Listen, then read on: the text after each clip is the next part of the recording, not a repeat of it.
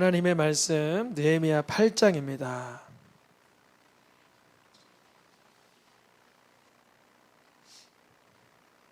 8장 7절로 12절인데요.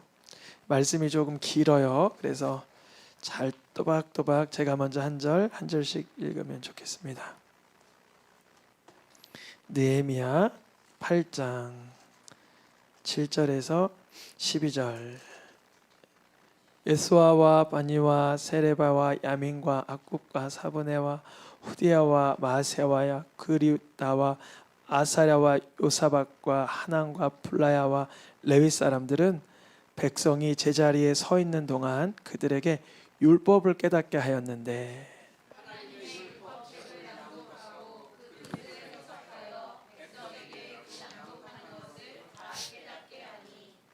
백성이 율법의 말씀을 듣고 다 우는지라. 총독 느헤미야와 제사장 겸 학사 에스라와 백성을 가르치는 레위 사람들이 모든 백성에게 이르기를 오늘은 너희 하나님의 여호와의 성일이니 슬퍼하지 말며 울지 말라 하고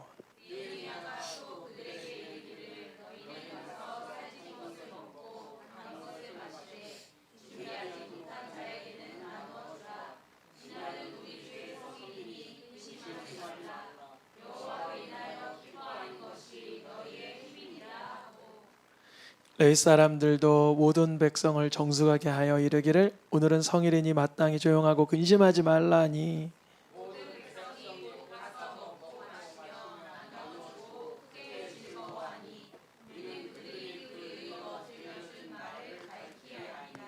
아멘. 항상 기뻐하라. 2026년 새해에 우리에게 주신 주님의 표어입니다. 우리는 그 생존하기 위해서도 기뻐할 것, 재미난 것, 즐거운 걸 찾아요. 그래서 오늘 내가 쉬는 날인데 뭐 하면 재미날까 찾습니다. 그래서 오늘은 쉬는 날이니까 운동을 할까, 맛있는 걸 먹을까, 독서를 할까, 뭐 목욕탕을 가야 되나, 여행을 가야 되나, 쇼핑을 해야 되나, 누구 친구를 만나야 되나. 그래서 우리가 기뻐할 것, 즐거워할 것, 나를 만족스럽게 할 것을 찾습니다. 그런데 왜 하나님은 항상 기뻐하라고 또다시 말씀하셨을까요? 이런 말씀 안 하셔도 기뻐할 것 열심히 찾는 우리들인데 말이죠. 오늘 제목을 읽어보겠습니다. 여호와를 기뻐하라. 우리가 세상에서 하나님과 관계없는, 조금 더 심하면 하나님을 대적하는 것으로도 기뻐하려고 애를 쓸 때가 있어요. 세상에서는 어떤 기쁨을 기뻐하냐면 다른 사람이 잘못되는 것, 망하는 걸 기뻐하는 사람도 있고, 내가 다른 사람보다 불법을 해서라도 더 돋보이고 인정받으려는 그 기쁨을 누리는 사람들도 있고요. 수많은 기쁨이 세상에 산재한데 그 중에서 하나님은 하나님께서 기뻐하는 그 기준으로 기뻐하라는 것입니다. 하나님께서 기뻐하실 그 기쁨으로 기뻐하는 것, 이것이 너무 중요한 우리 새해에 주신 한 해의 표어입니다. 우리가 올해 범사에 감사하라 이런 표어를 주셨었어요. 그래서 범사에 감사하는데 어떻게 하면 범사에 감사하나 이걸 연구했고요. 지난해에는 서로 사랑하라라는 표어를 주셨는데 그 사랑은 예수 그리스도의 그 수준에 이르는 그러한 사랑이다. 이런 말씀으로 풀어가면서 말씀이 좀 더 풍성해졌어요. 항상 기뻐하라 이 말씀도요. 주님께서 우리에게 점점 더 깊이를 깊게 해주시길 원합니다. 오늘 본문의 상황은 이래요. 이미 200년 전에 북쪽 이스라엘은 아수르에 임해 끔찍하게 망하게 됐어요. 포로로 끌려가고 그 사마리아 지역에 수많은 이방인들이 나와 섞여 혼혈 민족이 돼버렸어요. 사마리아라는 수도는 이제 더 이상 북이스라엘의 수도가 아니라 아수르의 수도가 돼버린 상황이고요. 이제 남쪽의 유다도 북쪽의 이스라엘의 그 걸음을 쫓아 죄를 짓고 하나님의 심판에 놓여졌는데 시드기야라는 왕 이후에 바벨론으로 끌려감으로 국가적인 패망을 경험하고 나라의 인재들, 다니엘, 에스겔 이런 요직에 있던 사람들도 포로로 끌려간 후에 몇 년이 지났냐면 70년이 지났습니다. 그러니까 나라 망한 뒤에 70년 지난 상황이에요. 오늘 본문의 상황이죠. 이 70년이라는 시간은 예레미야서에서 이미 예언은 돼 있었어요. 죄로 가득했던 이스라엘 땅이 안식을 얻으려면 몇 년이 필요하다 그러셨어요? 70년. 70년. 그래서 70년 동안 그 땅이 안식을 얻어야만 다시 포로로 끌려갔던 이스라엘 백성들이 되돌아와서 다시 하나님의 백성으로 살아가게 된다. 예레미야를 통해서 예언을 주셨어요. 그래서 정말 느헤미야 때, 에스라 때 바사왕 고레스를 통하여 귀환령이 내려져요. 포로들이여 본국으로 돌아가라. 더 나아가서 본국으로 돌아가서 성전을 재건하라. 이런 놀라운 기적적인 일이 오늘 본문의 상황이었어요. 포로 지역에서 백성들을 이끌고 에스라가 이스라엘로 돌아와서 학개와 스가랴의 선지자들을 통하여서 성전이 다시금 재건되었습니다. 성전이 세워지고 난 뒤에 성전을 보호하는 성벽을 재건해야 되는데 오늘 본문의 느헤미야가 자신의 안락한 술관원의 자리를 내어두고 총독으로 임명되어서 그 사명을 끝까지 완수합니다. 그래서 포로 갔던 자들이 고레스의 명령으로 돌아오고 에스라 때 이후에 학개와 스가랴 때 성전이 복구되고 느헤미야 때 와서 성벽까지 복구된 상황이 오늘 본문의 상황이에요. 성벽 복구되고 한 일주일 열흘 정도 지났습니다. 모든 건 완성된 것 같고 복구된 것 같고 회복된 것 같아요. 그런데 백성들이 이제 귀를 열어 말씀이 채워지기 시작합니다. 이제 본질적인 복구가 시작되는 거예요. 만약에 성전이 재건되고 백성들이 돌아오고 성벽이 다시 건설된다 할지라도 말씀 빠진 인생이라면 또다시 그 시절이 찾아오는 거예요. 그래서 이들에게 하는 일이 모든 레위 사람을 모아 백성들에게 율법을 깨닫게 합니다. 근데 율법을 들을 때 한 번에 깨닫지 못하니 낭독하고 그 율법의 뜻을 해석하여 주고 낭독한 것을 깨닫게 하니 성령의 역사가 있었다는 거예요. 성령의 역사. 우리 성도님들께도 성령의 역사가 있기를 축복합니다. 말씀을 들을 때 이 포로시에서 돌아온 자들이 아니면 남은 자들, 뭐 남유다에 다 끌려간 게 아니라 남은 자들도 있었어요. 보통 누가 남았냐면요, 좀 못난 사람들이 남았어요. 포로로 누굴 끌려갔을까요? 여러분 포로로 끌고 갈 때 뭐 이렇게 불편하고 잘 모르고 우리가 보호가 필요한 사람을 끌고 갔을까요? 똑똑하고 써먹기 좋은 사람 끌고 갔을까요? 써먹기 좋은 사람 다 끌고 갔죠. 그래서 뭐 에스겔도 끌려갔고요, 다니엘도 끌려갔고요, 친구들도 다 끌려갔던 거예요. 그래서 포로지에서 돌아오던 사람은 현지에 보니 좀 약간 좀 어리버리한 사람들이 현장에 있는데 그 사람들도 성전이 재건되고 성벽이 회복되며 하나님 앞에 눈물로, 포로지에서 돌아온 사람들도 감동하여 눈물로 흘리는 장면이 오늘 본문의 장면. 그래서 이들이 다 말씀을 듣다가 울게 되었어요.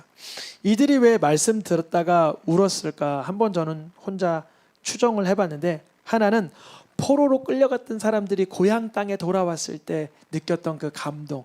아마 1세대들은 대부분 못 돌아왔을 거예요. 몇 년이 지났기 때문에 70년.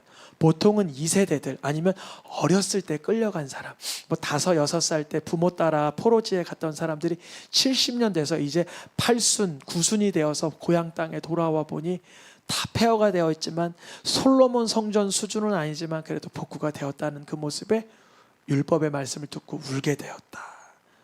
아픔의 시절, 그동안 70년 동안 포로지에서 얼마나 많은 힘겨웠냐 울고, 또 그 현지에서 남은 자들은 또 말씀대로 살지 못한 자신의 과오를 돌이키며 울었을 거예요.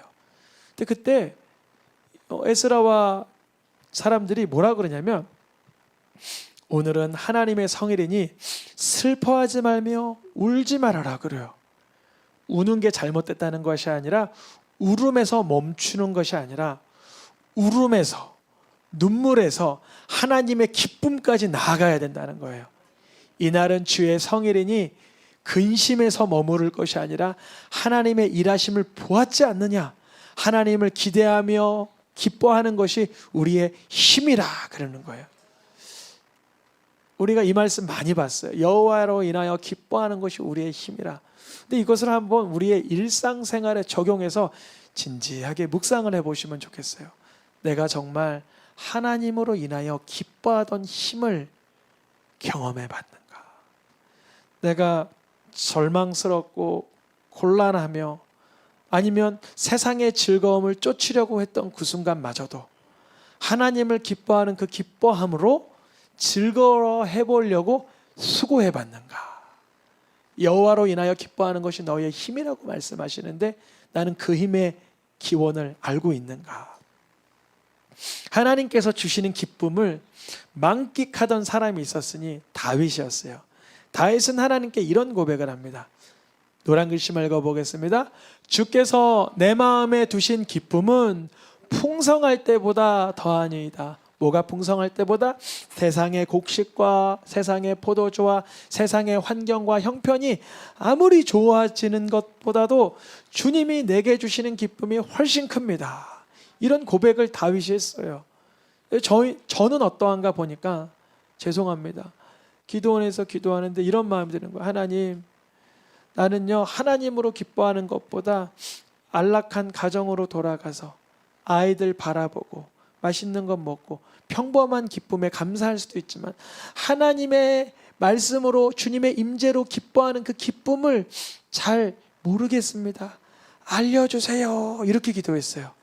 우리 성도님들 중에 혹여라도 하나님께서 주시는 기쁨으로 기뻐하는 기쁨이 아직 모호하다면 주님께서 분명히 알려달라고 구하시길 축복합니다. 다윗은 그런 기쁨을 언제 경험했냐면 예배드리다가 경험했어요. 그 앞절 시편 앞절에 보니까 하나님께 예배드리고 하나님을 의지할 때 주님의 얼굴을 내게 비춰주세요 하다가 그 기쁨을 경험한 거예요. 이게 시편 5절 6절이 앞구절이겠죠. 하나님께 예배를 드리며 하나님을 의지하며 사람들이 이러는 거야. 아유, 좋은 일이 언제 생길까? 너 하나님을 그렇게 믿는다고 의지하고 예배 드린다는데 뭐 선언을 언제 하나님은 너에게 좋은 일을 뭐 일으켜 주시겠어? 그래요. 근데 그때 다윗이 하나님 주의 얼굴을 내게 비춰서 주님의 은혜를 경험하게 하여 주시옵소서.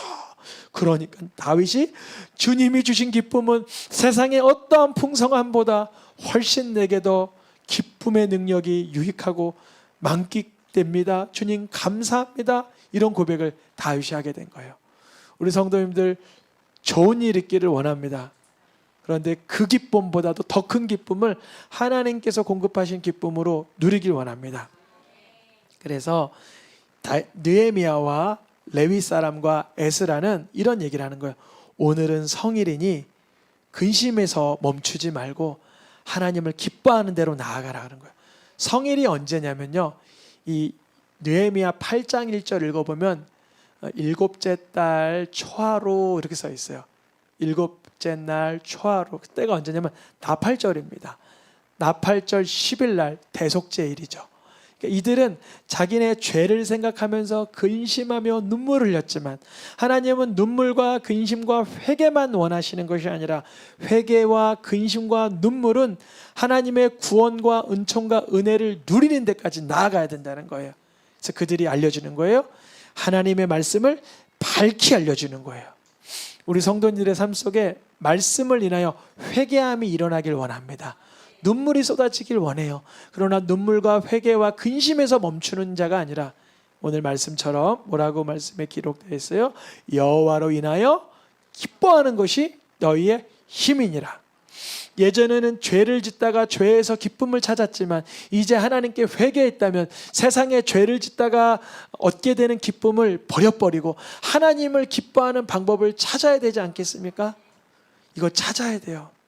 우리가 하나님을 기뻐하는 기쁨의 능력이 찾아지지 아니하면 많은 경우 세상으로 퇴보하는 경우가 너무 많아요.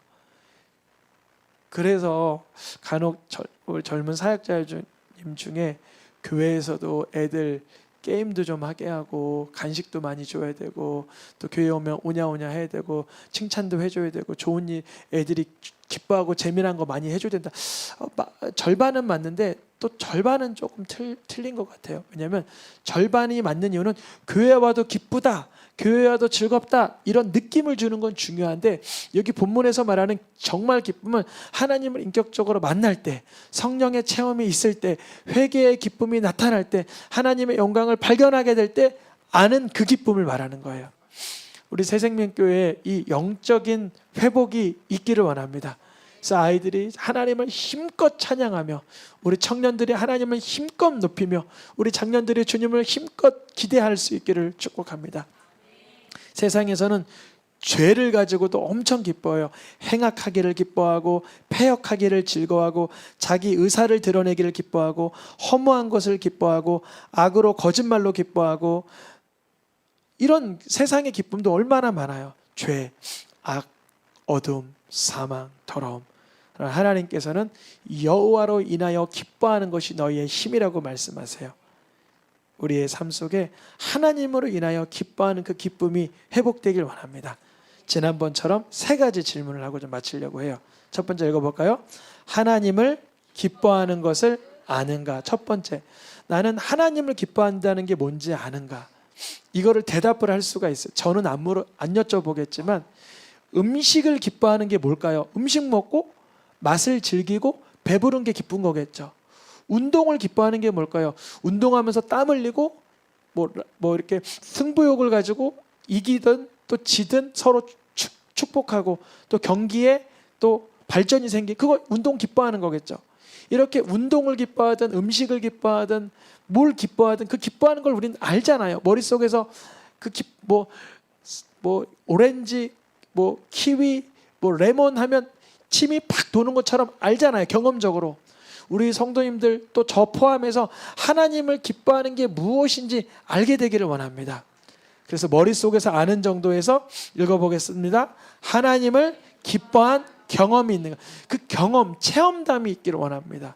내가 세상에 이런 쾌락과 즐거움과 탐욕과 탐심과 세상에 어떠한 재미남이 있었지만 그걸 포기하고 하나님을 기뻐하게 된 경험이 있기를 축복합니다. 하나님을 기뻐한 그 체험담이 발생하길 원합니다. 마지막 질문은 이거예요. 읽어보겠습니다. 하나님을 기뻐함이 지속되고 있는가? 지금이죠. 옛날 이야기가, 나 예전에 얼마나 기도할 때 뜨거웠고 말씀을 꿀맛같이 읽었어. 예전 얘기가 아니라 이제 지금 하나님을 말씀을 사모하고 꿀맛 같고 복음의 능력이 나타나고 예언이 성취되며 하나님의 음성을 들으며 주의 뜻대로 순종함이 기뻐함으로 지속되기를 원합니다. 우리 시간 찬양하며 기도하겠습니다.